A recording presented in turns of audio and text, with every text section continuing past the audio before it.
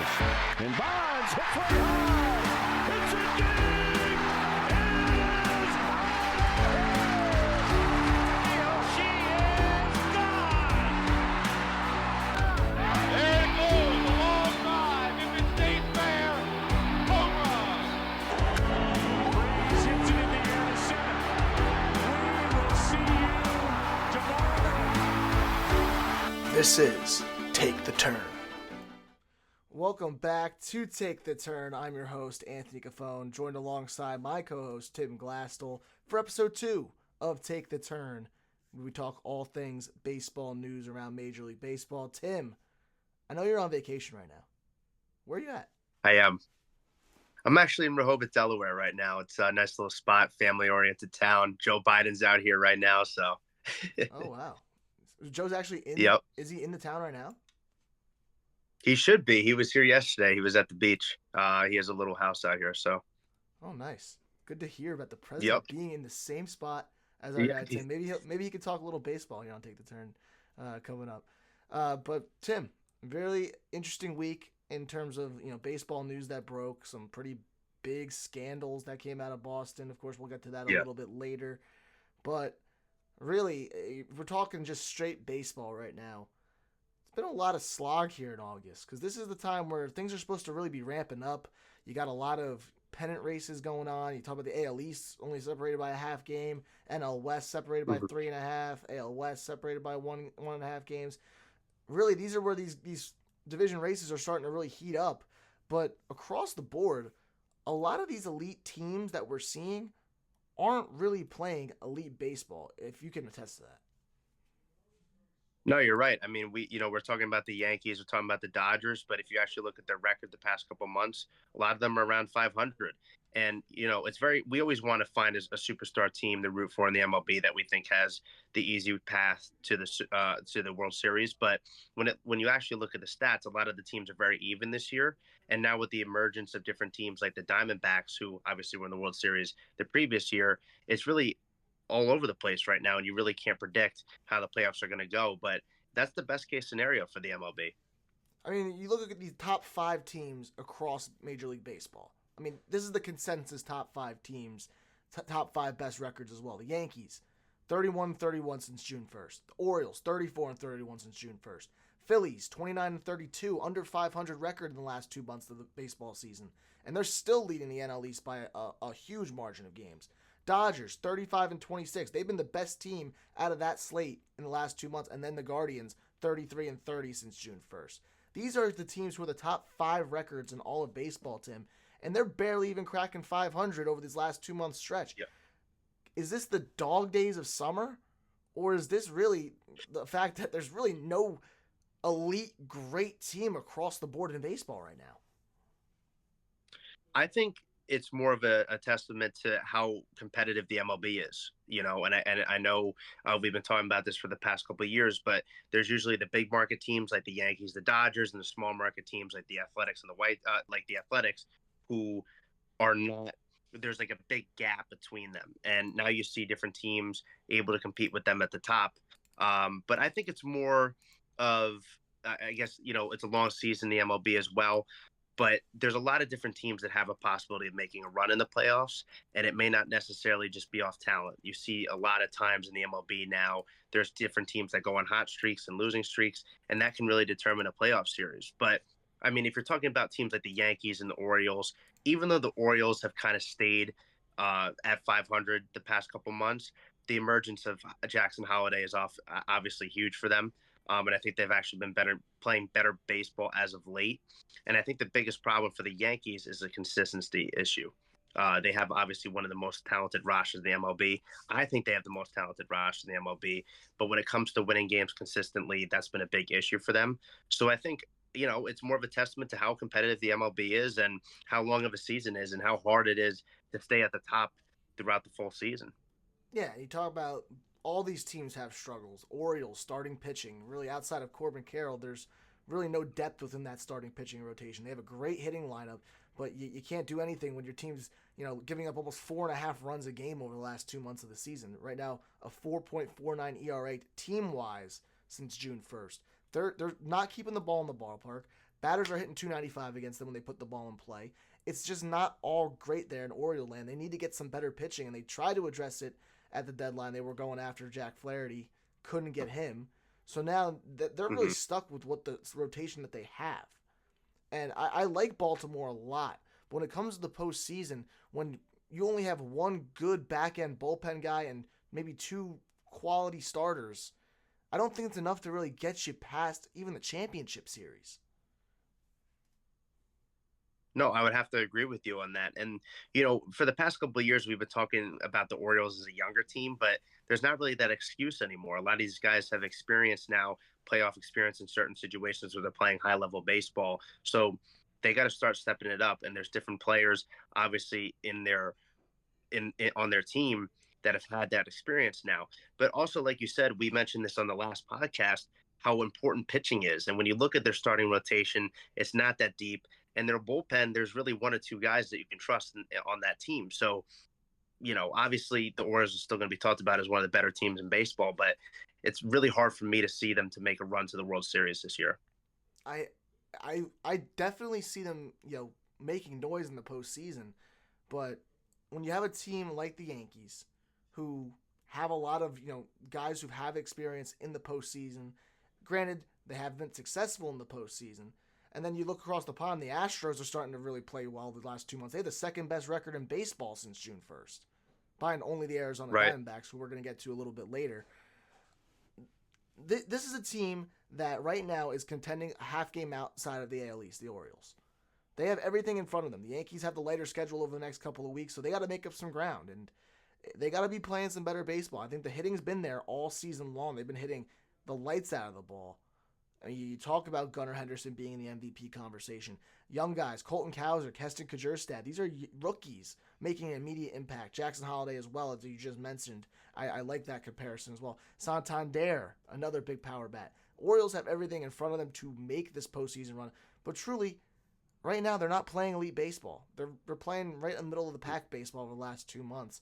And we'll see if, over the last 2 months, a month and a half, we got about, I think it's right around 45 to 50 games left, if they can really turn the season around to get back into the postseason. So that's Baltimore's problem. We talked a little bit about the Yankees and how they're inconsistent. They have that bullpen issue. Clay Holmes hasn't really been that guy in the back end, blowing a lot of games. They now just had Jake Cousins close the game for them last night against the White Sox. So now they're just trying to piece together what they have in that bullpen. I mean, they got Mark Leiter Jr., who's been a little inconsistent over his first appearances. That bullpen really needs to figure it out in the Bronx because, the hitting's there. You see Aaron Judge and Juan Soto night in. Soto, 3 home runs last night against Chicago. And a little bit of a statement. He's been unreal. And then you have finally guys who are starting to really pick it up. Volpe was hitting better. And then, of course, now Chisholm getting the injury today. He'll probably be out for a couple of weeks. That's a devastating blow to New York. That's a devastating. And it seemed like once they started getting some momentum, they had those wins against the Phillies and against the Red Sox. They came back home. They had the Angels. They had Texas. They had, I think, who was the other team in that 9-game homestand? It was the Angels, Texas, and I think it was. I don't really remember who it was. I'm just blanking right now on who that last team was. But they had a 9-game homestand against pretty easy opponents, and they went 5-4. Mm-hmm. So it's like you need to win those games. You lose the first game in the series against Chicago. This is the time where you're supposed to be building a lead for yourself in the last couple of months in the season, and they're just not doing that. And I think with these injuries and with these tough breaks that they've been going through, they're still being able to play 500 ball, but they need to be a better team. Because right now, this is the team that everyone's picking to win the American League. They have an 11% chance, according to Baseball Reference, to win the World Series this season. And a lot of people definitely have them in their futures bets. They need to pick it up, and they need their bullpen to really be the one that calms things down because the starting pitching also has been an issue. Yeah, it goes back to what I said before. It's consistency. And when you don't have a steady bullpen to rely on, it's very hard to win these games back to back to back. But when it comes to the Yankees, like you said, on paper, they have one of the best rosters in the MLB. But I think also a big concern for the Yankees is that starting rotation. You talk about Garrett Cole. coming back from an injury last month. It's been hard for him to find his stride. Obviously, one of the better pitchers in the MLB, but he hasn't looked like himself. And the Yankees really need that workhorse going into the postseason that they can rely on. And I do think that there is some issues in the starting pitching and the bullpen arena. Chisholm going down today for them was just a really tough blow. Obviously, they just got him in the trade deadline, and he's somebody that we thought was going to really clean up that infield and also just be very consistent with the bat. He was doing a very great job at third base, doing a great job in the field. So him going down is really bad for them. But Soto and Judge have been there all year for them. Two of the better players, probably two of the top 5 players in the MLB. Just having them has been a blessing for that team. So that will bring them a far way. But we've seen this throughout the past couple of years. You need depth to be able to get to the World Series now in the MLB. That's the problem, Tim. I mean, I'm talking about these elite teams right now, and I don't think any single team right now in Major League Baseball has a full roster.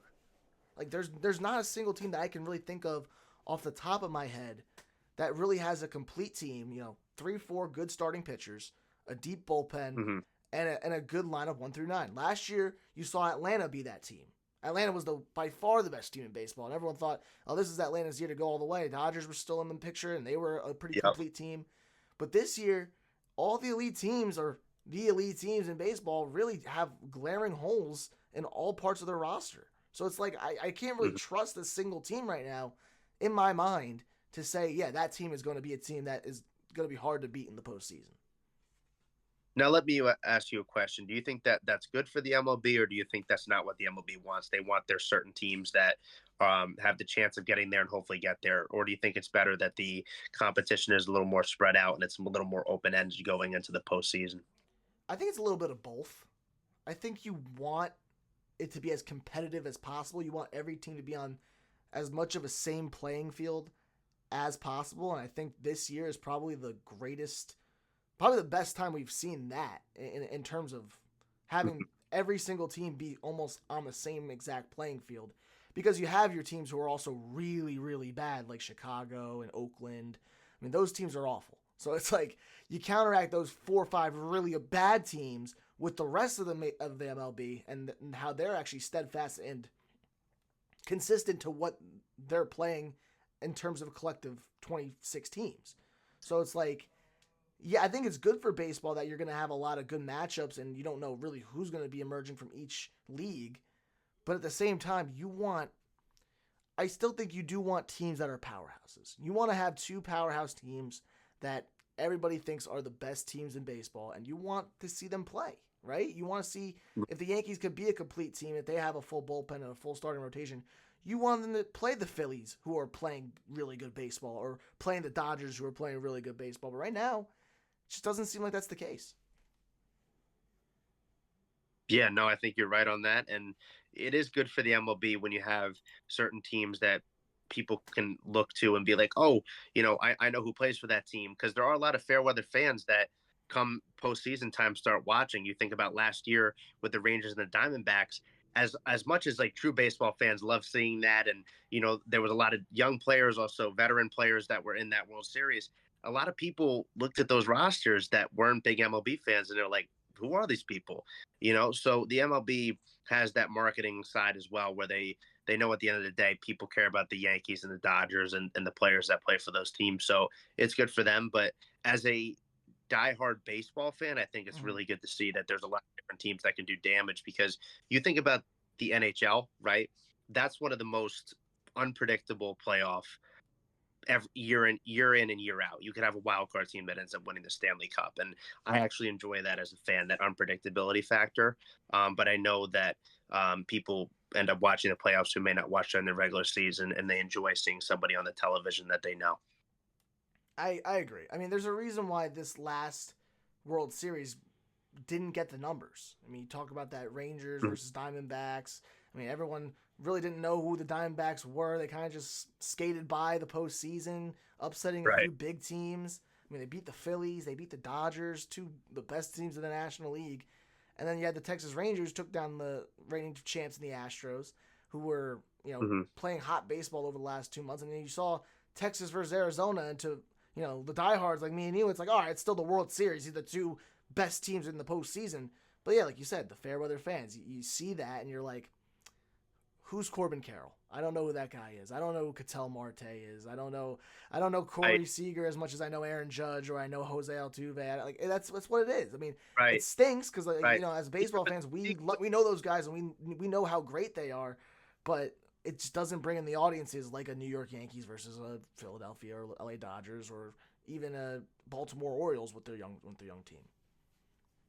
And you're talking about Seager being the biggest name in that series. Obviously, I still think he's a top 10, 15 player in the league, but he doesn't have that name really if you don't really watch baseball because he's not really a cocky player. He's more of a more quiet player. But even, on the Rangers side, DeGrom wasn't healthy, so you don't have that going for you. And Scherzer was not his full self. So two of the bigger pitchers in the MLB didn't even have in that series. Yeah, it was a rough series to watch. I think as a fan too, because I like both those teams' stories, how they got to the World Series, but in terms of like the way they played and the games themselves, it left a little bit more for me. I wanted that World Series to be a little bit more dragged out. I don't like World Series that are 5 games. If a World Series ends in 5 games or less, it's just not a good World Series in my opinion. It's got to be at least 6 or 7 games. But I mean, it's kind of hard for me to name a World Series that I enjoyed right off the top of my head that was 5 games or less, where I was like, oh, that was enjoyable. Like, I mean, you think about October baseball is always the best when it's 7 games. So yep, it's the best 2 words in sports. Game 7, always. You never hear Game 5 be the best 2 words in sports. You're like, oh, I might watch with my friend tonight, maybe a little bit. But we talked about the Yankees, talked about the Orioles. I want to get a little bit about the Philadelphia Phillies as well because they've been the one team at the top 5 to be under 500 over the last 2 months. They have the 3rd worst record in baseball over that span. And it's been a lot of the hitting that's been their issue. Hitting as a team, 254, 323 on base, and 428 slugging. They're hitting almost under 750 as a team OPS. It just hasn't been good. I mean, Harper's still been solid in the lineup, but he's had his slumps.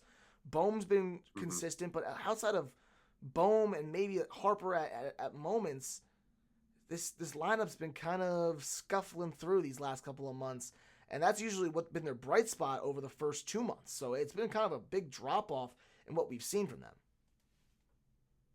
No, you're 100% right. I'm actually kind of shocked that their lineup hasn't producing because we talked about this last week. They have one of the best lineups on paper in the MLB, if you're asking me. But yeah, they just haven't been able to produce the past couple months, and that's obviously going to be a big problem for them. They have a decent starting rotation that will bring them pretty far, but it's not good enough where you can only rely on them. You need the guys to hit. And you talk about Bohm, who's had a very good season, but also Harper. He's been like hit or miss the past couple months. So they really need to get him going. Obviously, he's one of the more well-known players in the MLB, and he's one of the best talents in the MLB, but you need your big guys to slug when it comes postseason time.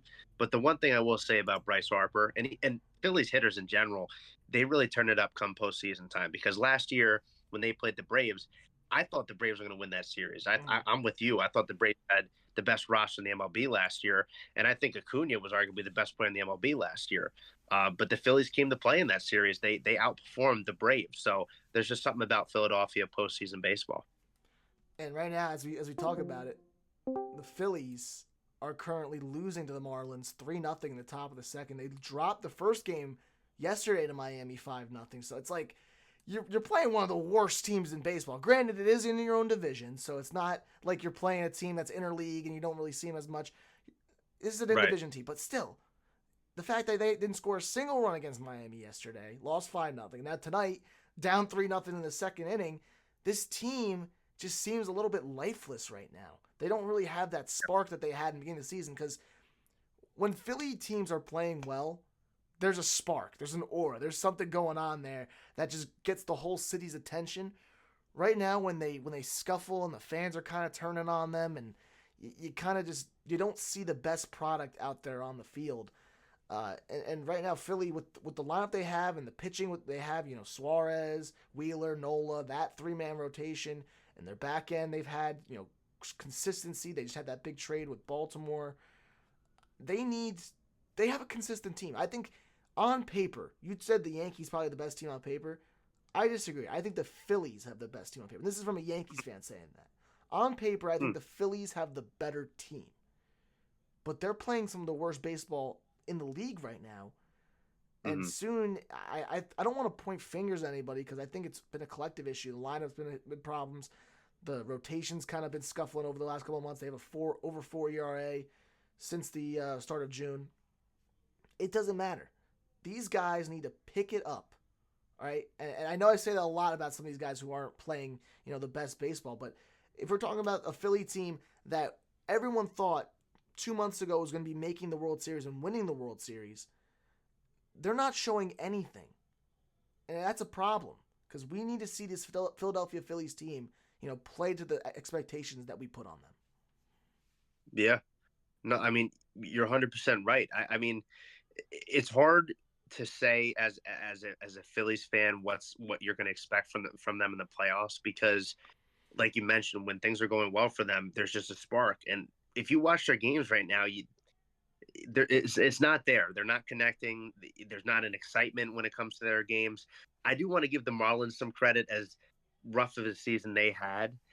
For some reason, when they play in division games, they cause havoc. They play the Mets, they cause havoc. They play the Braves, they cause havoc. So there is something to be said about divisional games, but it's no excuse. The Phillies have been struggling. So, yeah, I wish they would turn it around, man, because that's an exciting team. And I love, even though I'm not a Philly fan, and I know you are completely not a Philly fan, being a Mets fan and all, yeah. There's something about watching them in October and watching that stadium and watching that team get hyped because when they play great and they have that underdog chip, it's some of the best baseball to watch in the country. Yeah. So I do root for the Phillies a little bit because I like the guys on their team.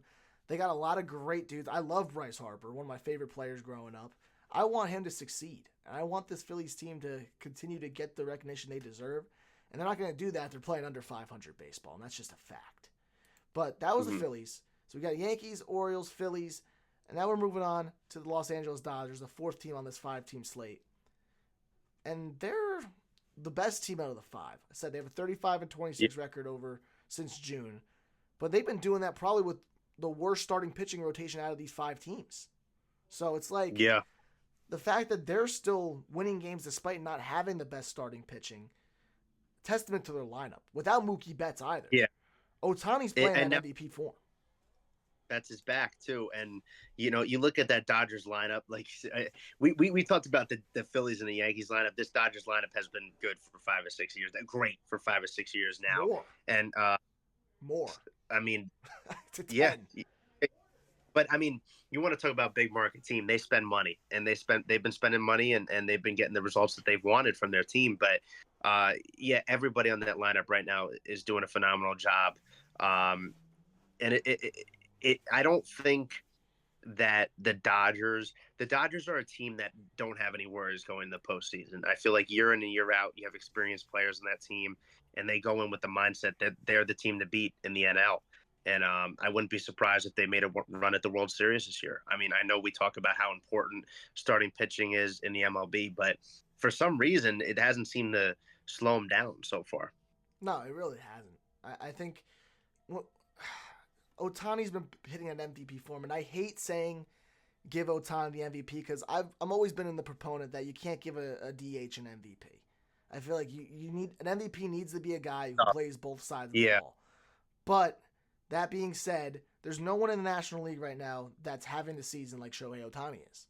He's almost hitting at a Triple Crown rate, and the Dodgers are pretty much without Mookie Betts being willed by him and Freddie Freeman throughout this tough stretch. So it's like, as much as you don't want to give Shohei the MVP because he's only playing that one side of the ball, all things considered, I think you got to give it to him. What do you think Ohtani's the MVP in the National League? I do. I think Ohtani's the MVP, and I'm kind of like in your boat where I hate giving it to he's not even pitching this year either, Ant. So it's very hard for me to say 100% Ohtani's the MVP. because he hasn't been playing the field really. He's just been a DH. But when you look at the impact that his bat has had on this team, because without him, are the Dodgers really going to be the Dodgers this year? Because he's been one of the best bats in the MLB the whole year, and he's been able to lift them to that really good record that they have right now. I see it, but the only issue I have with it right now, I'm gonna say that this is an issue with baseball writers in general.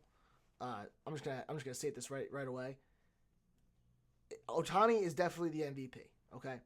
But if we're putting Ohtani at MVP level, Marcell Ozuna needs to be at that level too. With the year he's having out in Atlanta, I saw a list on the MLB Instagram, like their top 5 NL MVP power rankings. He wasn't even there. They had Elly De La Cruz over him. I think with Ozuna, well, there's a couple of things that go into that. He hasn't, even though he's been one of the best hitters in the MLB, you could argue he's been one of the best hitters in the MLB the past 6-7 seasons. Before he even went to the Braves, he was a good hitter. People forget that. But the thing with Ozuna is there are some controversies with him off the field. He's kind of overshadowed on the Braves by people like Acuna and Albies.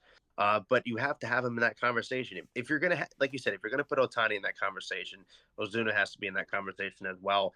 And he's been consistent all year. And he's been a very consistent bat for them. He's also a clutch hitter.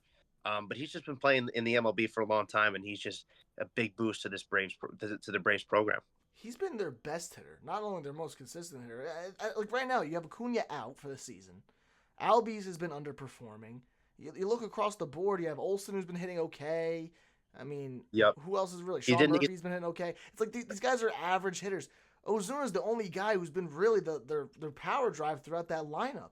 And I know Atlanta's not playing to the standards that they were playing to last season, but they're still, in that playoff hunt. They're still playing some meaningful baseball games in this month of August. And I think Marcell Ozuna needs to get a lot of credit for that because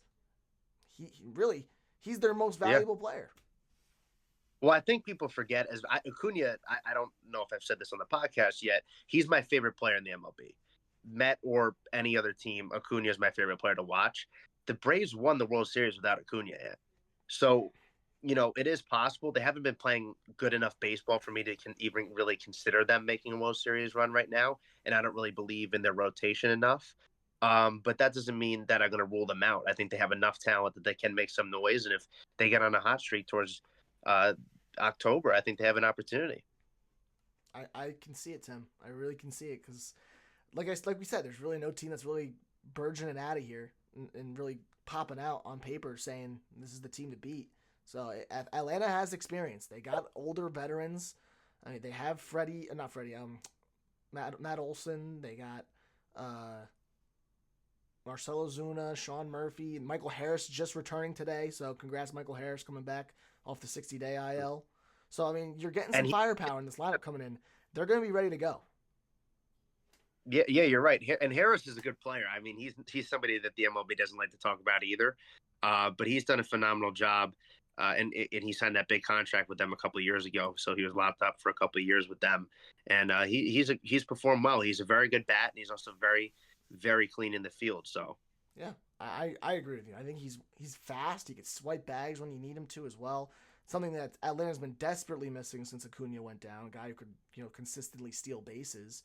Albies can do it a little bit, but you need some guys out there who have some speed out in that field. So getting him back is going to be some firepower for this Braves team, and that's something that I didn't really take into consideration when I was going through the teams and who might be able to break through in the National League or American League. I mean, the Atlanta Braves have a chance. I mean, they could squeak into that postseason. I could see them going on a run like they did a few years ago in 2021.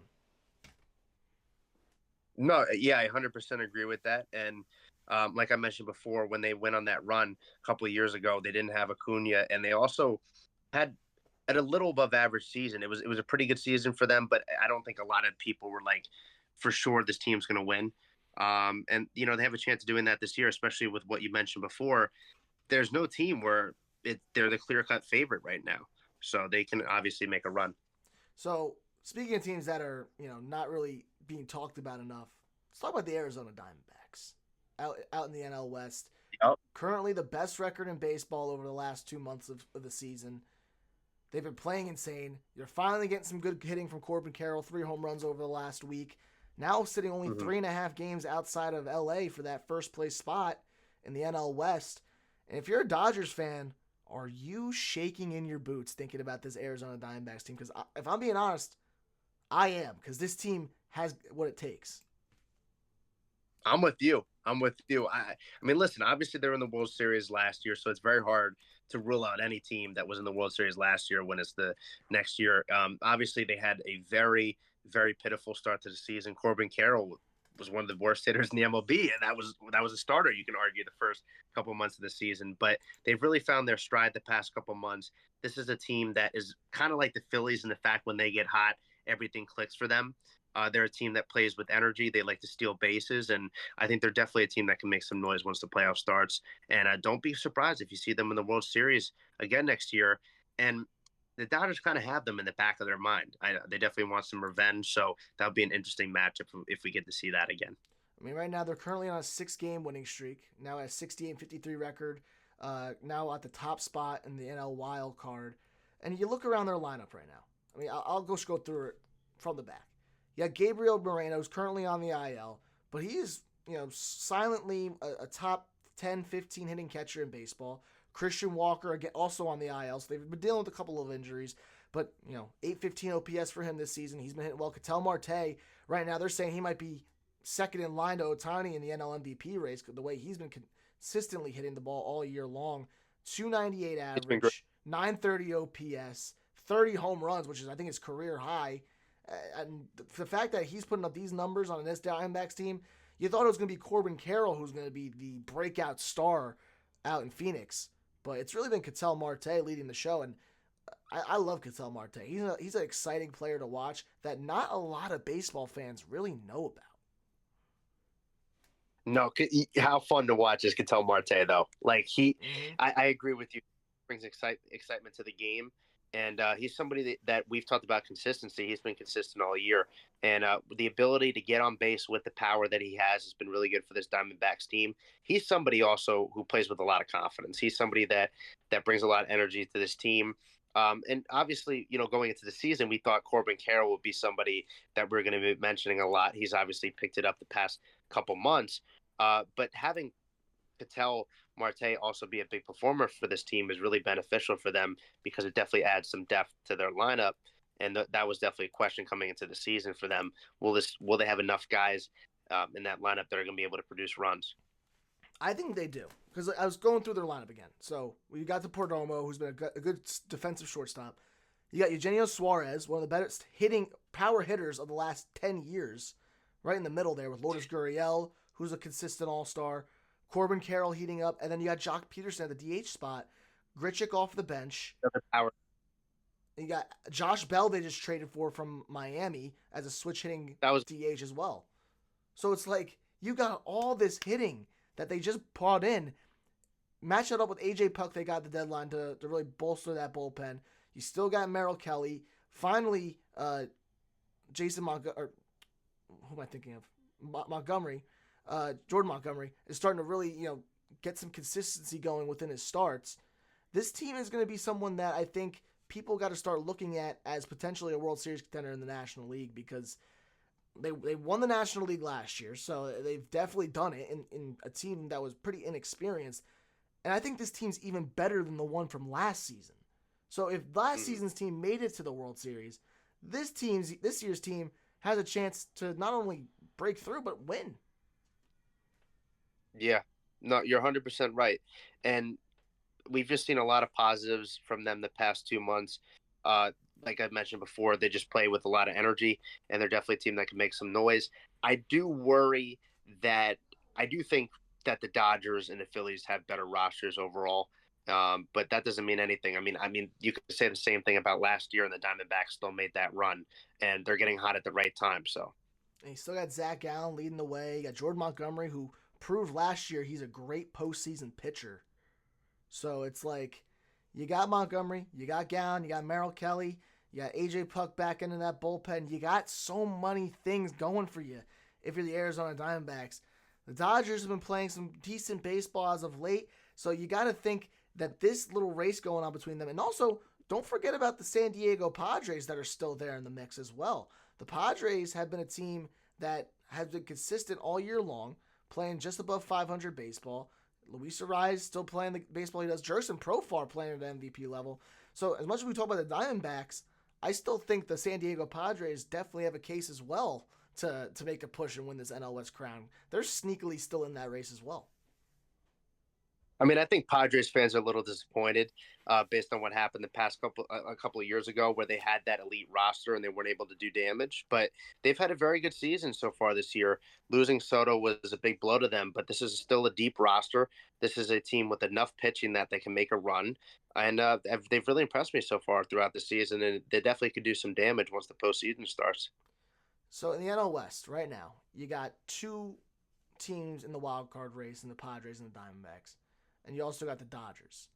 Out of those three teams, in your opinion, which team is the most equipped to make the World Series this year? Put me on the spot. This may sound crazy, but I think the Diamondbacks. I don't think it's crazy at all. I'm be honest with you. I don't think it's crazy at all. My gut says the Diamondbacks. My brain says the Dodgers, just because of that lineup and how experienced that team is. But it's very hard for me to put my full faith in a team that with a starting rotation like that. Like, they just don't. There's just something about the postseason where you need two or three guys that you can rely on, that are going to go in, night out, and perform on the mound. And I just don't have faith in guys in that rotation that are going to be able to do that. And with the way that I wouldn't have faith in the Diamondbacks as much as I do now if they weren't playing the way they were playing. The fact that they're playing the way that they're playing right now, and there's 45, 50 games left in the season, that puts a lot more faith in that roster for me. I don't hate the take. I think Arizona definitely has a more full team at this current point than the Dodgers. And what it really comes down to me is starting pitching. I mean, the Dodgers right now have an injured starting rotation. You got 38-year-old Clayton Kershaw still throwing out there. Yamamoto has been hurt the last couple of months. We'll see if he can even make a return to the mound before the postseason. Yeah. Flaherty's been a good addition, but is that really enough for me to really be convinced that this is a starting pitching rotation that can go deep into October? I'm not convinced. Arizona has the building blocks. They got the veterans. They got the young talent. They're putting it all together right now at the perfect time, playing the best baseball across Major League Baseball over the last couple of months. I tend to agree with you, Tim. I mean, I feel like this is making boring content here because we're agreeing on so many topics. But right now, the state of baseball, I mean, great minds think alike. But like, I mean, I hate to bash Clayton Kershaw because he's one of the greatest pitchers of all time. But it doesn't matter if he's 38 or 24. His postseason pitching has never been something that I can rely on. You know, outside of 2020. Yeah, right. No, but besides 2020, but I mean, you're talking about one of the greatest regular season pitchers of all time in Clayton Kershaw, and a lot of the guys that we grew up on, like Kershaw and Cole and different people, are getting older, which is tough for the game to see. But yeah, we 100% agree on that with the starting rotation with the Dodgers, and I just can't rely on them. It will be interesting to see how Flaherty pitches the next 40 to 50 days, and if you can add some support to that rotation. But for now, I'm going to stick with the Diamondbacks being my favorite out of that division.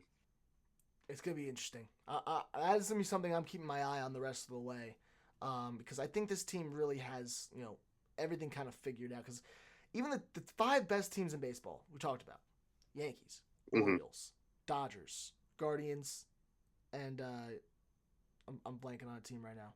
Phillies. Those five teams have played mediocre baseball over the last 2 months. But then you look around baseball to the hidden gems: Arizona, San Diego, the Mets, Boston. Some teams that are just lingering out there. Boston to nowhere the past couple of months.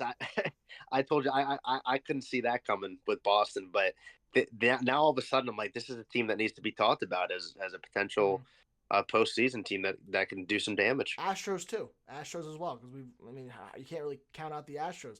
Those five teams I just mentioned have had five of the best records in baseball over the last couple of months, but they're still not at the level of those 5 teams we mentioned before. So it's like you want to say those 5 teams, Yankees, Phillies, Dodgers, Orioles, and Guardians, are going to be the teams that, are the ones likely to win the World Series. But I think the teams just outside of there are the ones that I think are more likely to make a push, because the way they've been playing as of late, the more well-rounded team-wise of those 5, I just think they're better and they're more equipped to go all the way. Do you mind which team you're talking about again, Ant? You cut out for a second. Sorry about that. Diamondbacks, Padres, Mets, Red Sox, and Astros. Those 5. Mm-hmm. Yeah, no, those are the teams that we think can do some damage that are not talked about as much. This is a situation where, like we talked about before, the MLB is just all open right now, and these are teams that are playing at a higher level. The teams that we talked about before, besides the Dodgers, have not really played well the past 2 to 3 months. It's top 5 teams in the MLB. But when you look at the Padres, you look at the Mets, we haven't really gone into Mets as much. They obviously have been. You can talk Mets real quick. Well, it's kind of tough now because I think the past 4 or 5 days the Mets have looked horrendous. To be honest with you, they have not been playing good baseball. They haven't been hitting. It's 1 week in the season, Tim. It's 1 week. You can't really. It's not enough sample size to go off of. I'm a Mets fan, and I'm always skeptical. So there's always something wrong. There's always something going wrong with the Mets. So obviously, in my brain the doors are falling off. But yeah, let's talk about the Mets. We talked about this last week. I think Pete Alonso heard us because we were like, oh, he hasn't been doing it with the bat this year. He's been hitting really well the past week, so I can't really bash him. Lindor has, for the most part, been okay, but their rotation's been getting lit up by teams that are okay. And they lost to the Athletics yesterday, who are arguably one of the worst teams in the MLB. So right now they have been struggling. Listen, the Yankees lost to the White Sox 2 nights ago. So anything can happen on any night. It's baseball. Like, as much as the game is great, it's crazy at times because some teams can just beat other teams on a whim. I think the Mets, you got to be happy with where they're at. Because if you looked at this team back, we'll go to May 1st. It was the biggest doomer energy out of Queens that you have ever seen. You didn't think this team was going to be anything. But what happened? Grimace threw out that first pitch, and then everything changed. I mean, they had Lindor. Lindor's playing at an MVP level right now. I mean, he is. Like, as much as nobody really wants to admit it, he absolutely is. He is really turned around his time in Queens in this season alone with the way he's been performing. I mean, the power numbers are back up because those were something that we were kind of worried about over his first 2 seasons with the Mets, is how the power numbers are dipping. Maybe it was because of Citi Field and the dimensions there, but he is a good hitter. He has power. He has contact. He can run the bases. He can play great shortstop, and he's really been the guy that's spark plugging the Mets right now. Add in a guy like Alvarez behind the plate, who's been playing great. Nimmo starting to heat up a little bit. McNeil as well. I mean, and J.D. Martinez, who I said at the beginning of the season, when they got J.D. Martinez, I said that's a great signing for the New York Mets because they needed a good DH to pair alongside Pete Alonso in the middle of that lineup. And they didn't have it for the longest time. I mean, they really didn't have that secondary power hitter that they could go to. But you add in J.D. Martinez, who's versatile like that, and is a solid bat. He's a switch hitter, right? He's a switch hitter. He can get both sides. J.D. Martinez? Yeah.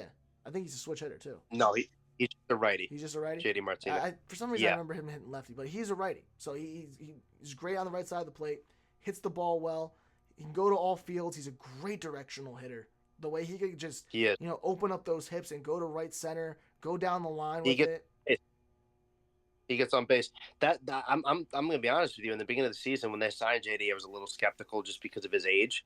But you're 100% right. They needed a DH that would be in that middle of the lineup who had a little power, like Pete Alonso. But he's somebody, like you just mentioned, who can get on base in all different kinds of ways. He can go the other way, and he can also hit for power. He's somebody that the Mets really needed in the middle of that lineup, and he adds some depth to that lineup. Jeff McNeil the past 2 to 3 weeks has been hitting really well for this team. He struggled earlier in the season. Nimmo has been dipped off a little bit the past month and a half, 2 months, but he's somebody that I think can pick it up. Pete Alonso has been really hot. I agree with you. I think Lindor is one of the most overhated players in the MLB, if you ask me, and that may be tough coming from a Met. It's because he's a Met. He's a Met.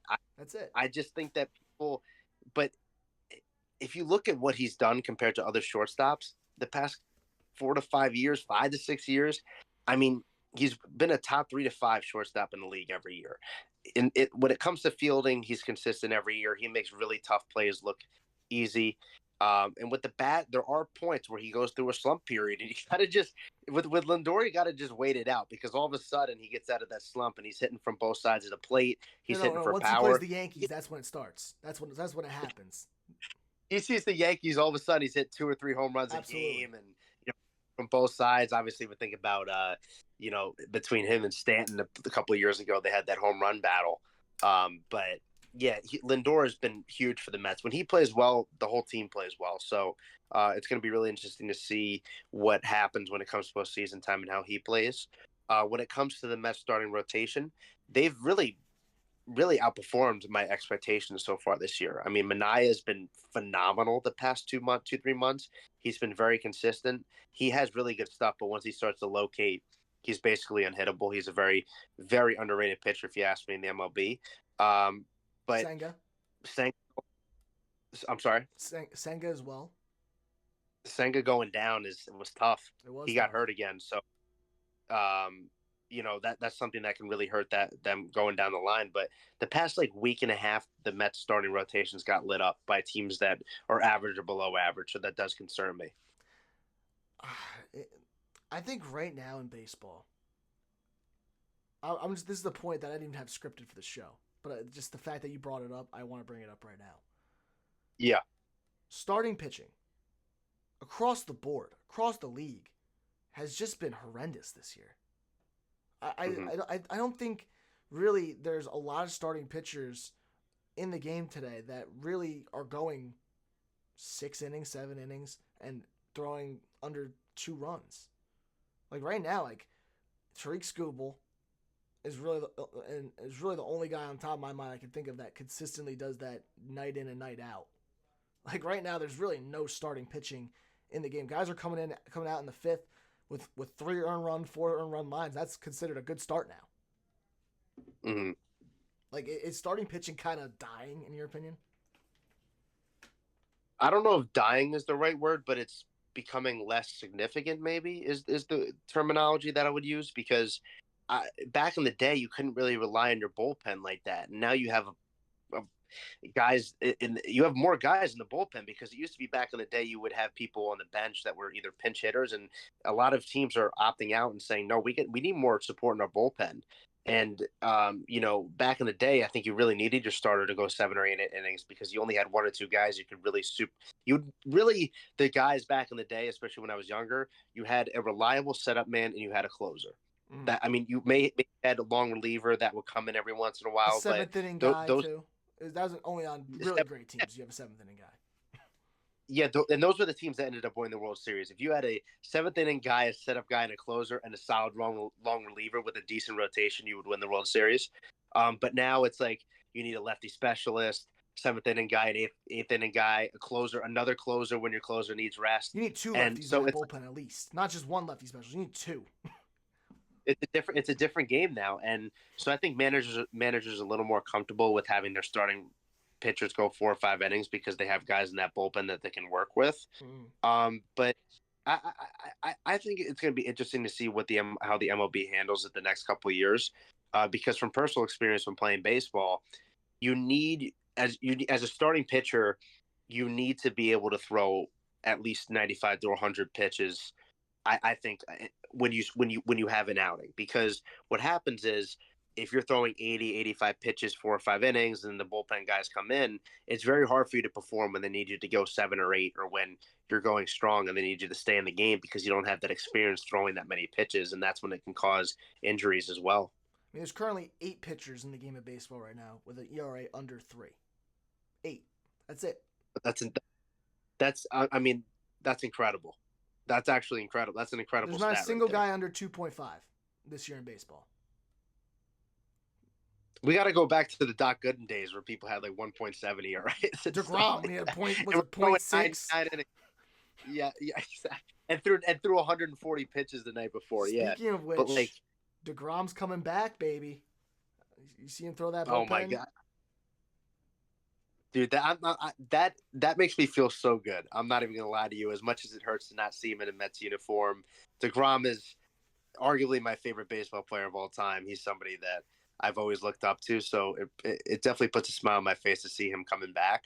And I mean, can you imagine if he comes back at like 70 or 80% even, what that would mean for that Rangers team? Like, I don't know, man. That can make a big difference.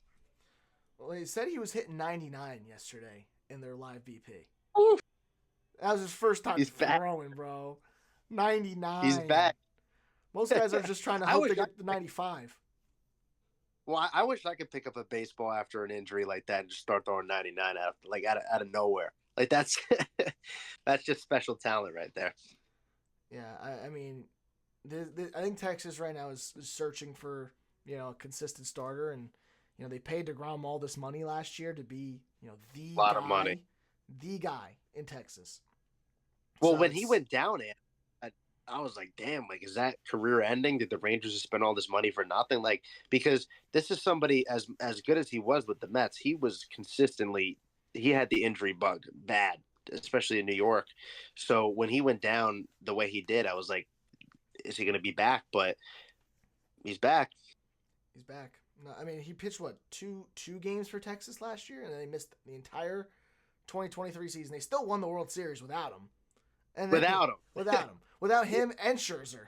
They traded for Scherzer mid-year, and they didn't win it with either of them in their rotation. That just goes to show you. Weren't they like 13-0 on the road in that postseason run?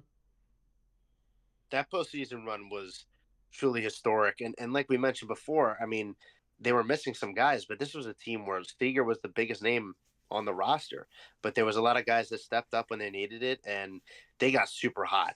And watching them play at home, but behind those fans and that newer stadium was just really fun to watch. Yeah, I mean, hats off to them. And now you're getting DeGrom back for potential. I mean, I don't think they're going to be making the postseason this year because I think they're a lot of games out right now. I think they're 6 or 7 games under 500. So it's like I don't think they're going to have the chance to really get to show that in the postseason, but. At least you're getting DeGrom back, and hopefully for next season you're getting him loaded up and healthy and trying to make another push at another World Series trophy. So that's good for the Rangers. I would love to see DeGrom pitch 2 to 3 more years and just end on a high note. I think that would be phenomenal. Like I said, I think he's one of the greatest pitchers of all time. And when he was at his best, he had a 5 to 8 year span of being one of the best pitchers of all time if you look at his statistics. So he's somebody that can really help them. But I mean, we were talking about this before, Ant. Like, isn't it crazy how hit or miss the MLB is now? I mean, you have a team that won the World Series last year, and now we're like, oh, the Rangers are not really going to make a run at it this year. They're not going to make the playoffs. Like, just like that, next year out of it. And Diamondbacks, they were the best. A fringe wild card team, are now one of the best teams in baseball over the last couple of months. So it's like, really, you can't predict. Corbin Carroll, who couldn't hit, a basketball being thrown at him, all of a sudden can't get out. So that's baseball, man. That's baseball. I do want to ask you this question because you did say Jacob DeGrom is one of the greatest pitchers ever. Is he a Hall of Famer? He is. Oh, 100%. DeGrom's a Hall of Famer. I think 100%. It's a good question because I don't know if he is. I don't think the peak was long enough. I want to hear your reasoning for that. I just don't think he had a long enough because, especially with baseball, if it was like basketball. The way they evaluate the Hall of Fame, everybody gets in. But it's like with baseball, you need to hit like certain landmarks. You need to be the top at your position for like a decade to be considered for the Hall of Fame. Like I think DeGrom had a really good run. You talk about the span from 2018 to 2022, how insane he was in that stretch of time. That was one of the best streaks in MLB history, and you can't deny that. I can't deny that. What he was no, for sure. What he was doing.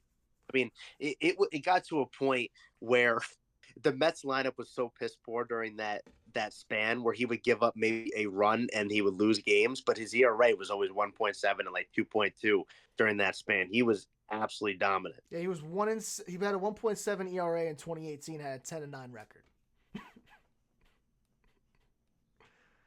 I know you're cutting out right now, Tim, but I could only see. But dude, I just said he had a 1.7 ERA and a 10-9 record in 2018.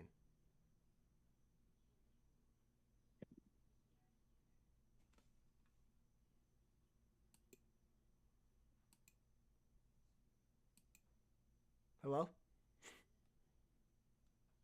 I guess we lost Tim there for a second. We'll see if we can come back. But again, I'll just give my points right now while Tim is figuring things out.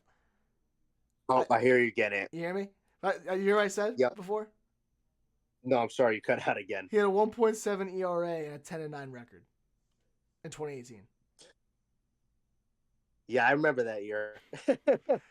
I remember that year. That was my senior year of high school. That was, yeah, that's brutal, man. Like I remember during that season where you would turn on a DeGrom game and you would be like, man, I hope he doesn't give up a run because the Mets are going to lose. Yeah. They gave him absolutely 0 run support that year. It was pretty horrendous. So I'm looking at DeGrom's resume. Rookie of the Year, 2 Cy Youngs, which is great. It's a great Hall of Fame resume. But you look across the board, he only has 1,600 career strikeouts. Only 84 career wins. I know wins shouldn't be the pinnacle determiner because, they can get screwed up all the time. But still, that in 10 years, 84 wins, you're averaging around 8.5 wins a season. Are you considered a Hall of Famer, in my opinion? I consider him a Hall of Famer just based on what he did in that 5 to 6 year span. And I do agree with you that when you're looking at Hall of Famers, you have to really be the best player at your position for a decade. That is a good point. But I think that maybe voters won't take this into consideration, but I think you do have to take into consideration some of the really bad teams that he played for in that span. And I think that did affect him because, we just talked about that 2018 season. If he played for the Yankees that year with the run support he would have gotten 23 wins. Is Aaron Judge Aaron Judge a Hall of Famer right now? If he retired today? That's a very good question. Obviously, if you're looking at the pace he's on, no doubt. But what he's already done, even Trout's already a Hall of Famer, in my opinion. Well, I think Trout. You might think I think Trout's one of the best players I've ever seen. So, I think he's already a Hall of Famer. I think Trout. If you just take the eye test as he's clearly a Hall of Famer. If you just take what he did, if you watched him play, he's one of the most talented players I've ever seen play the game of baseball. And I've watched a lot of baseball, but Trout is one of the most talented people. He was literally the definition of a 5-tool athlete. There was nothing he couldn't do especially when he was at the top of his game.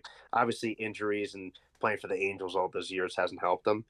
But I would say yes on Judge, man.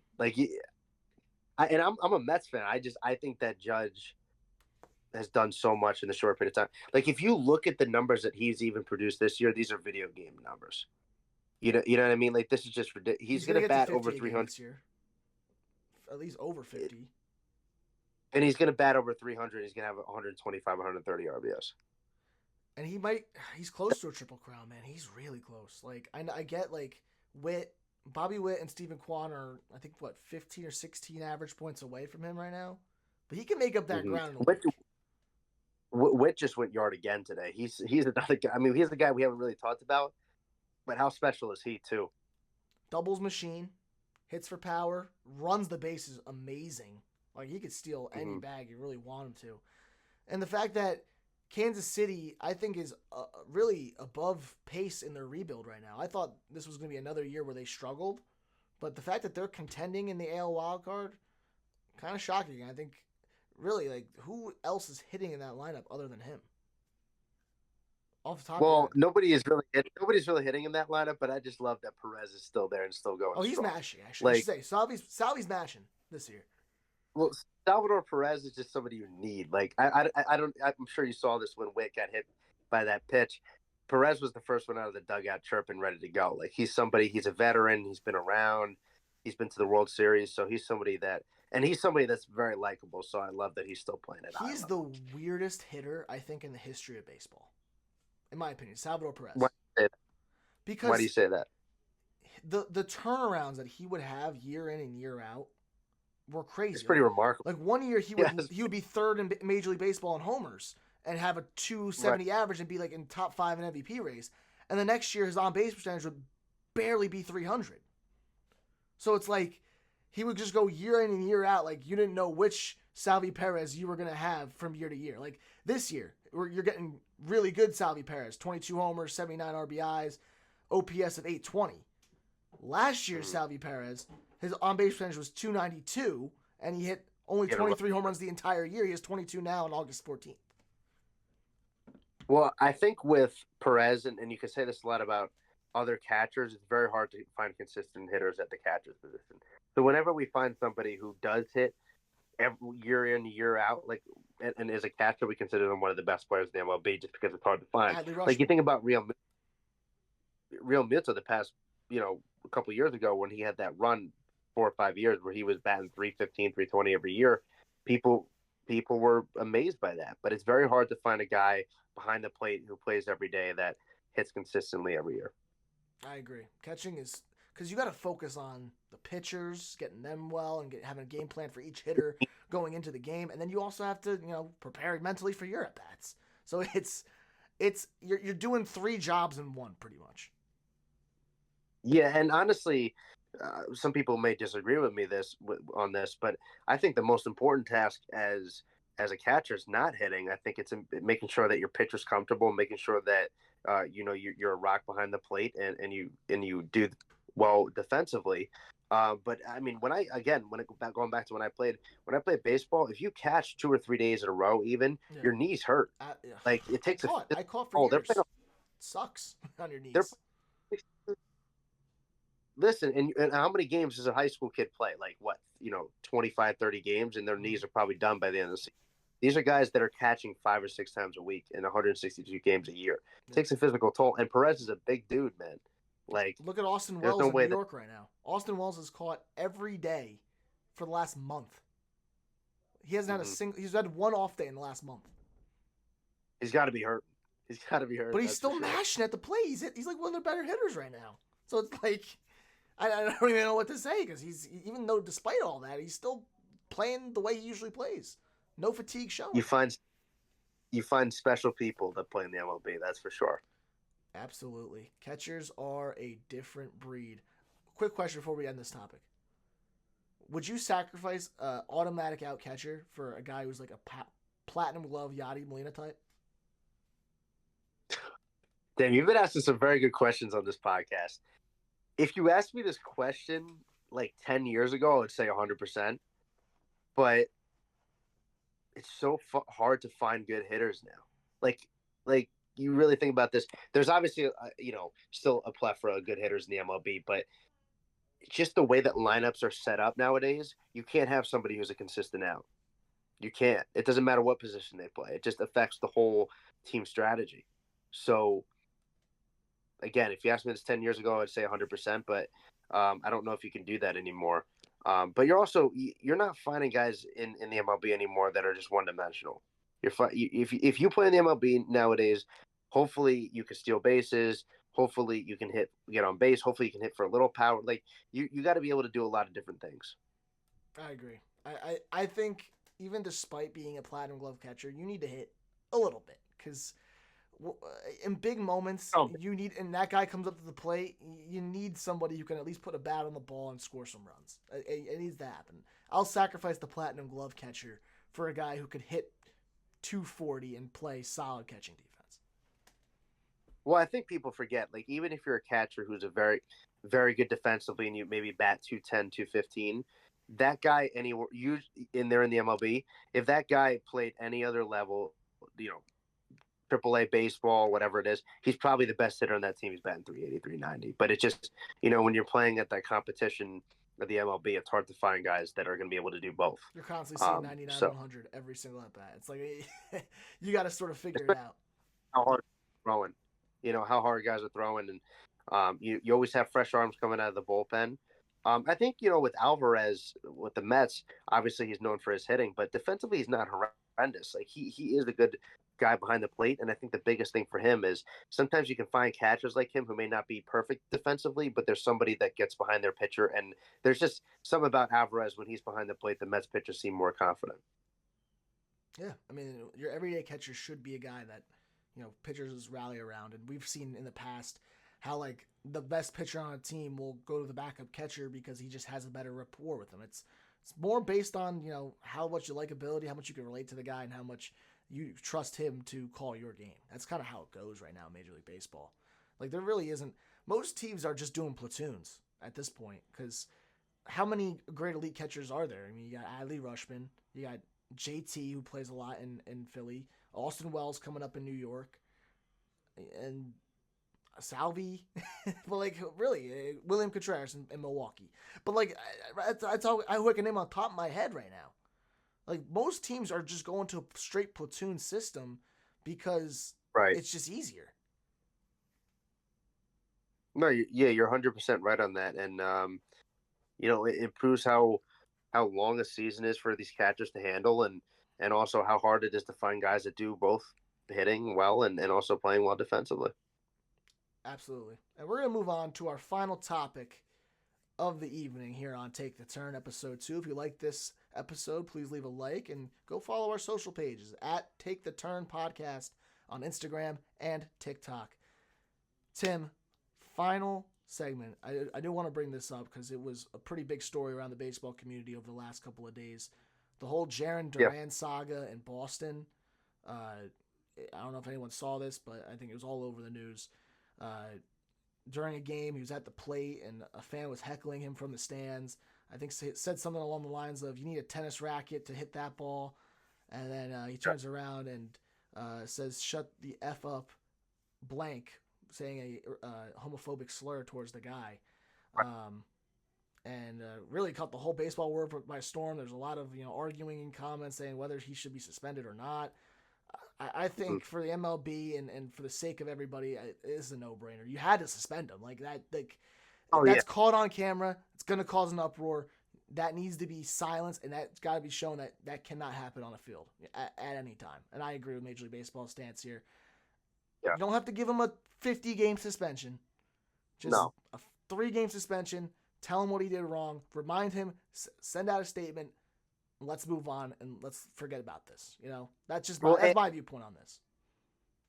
He knows what the thing is. Like, he knows what he did wrong, right? Like, he's a grown man in the MLB, and he knows that even if it's not right that he gets tackled, he knows it's going to happen night in and night out, and he knows that he can't respond. They teach these players this. They go through training through this stuff, and they know that they can't respond. When it comes to his situation specifically, obviously what he said was unacceptable. But also on top of it, Boston already has a reputation of being racist and homophobic. So like, it just makes the whole situation way worse because it just reinforces a stereotype about their players and their fan base. Yeah, it sucks because Jaren Duran was having a breakout season, right? Like, he was the All-Star Game MVP a few weeks ago.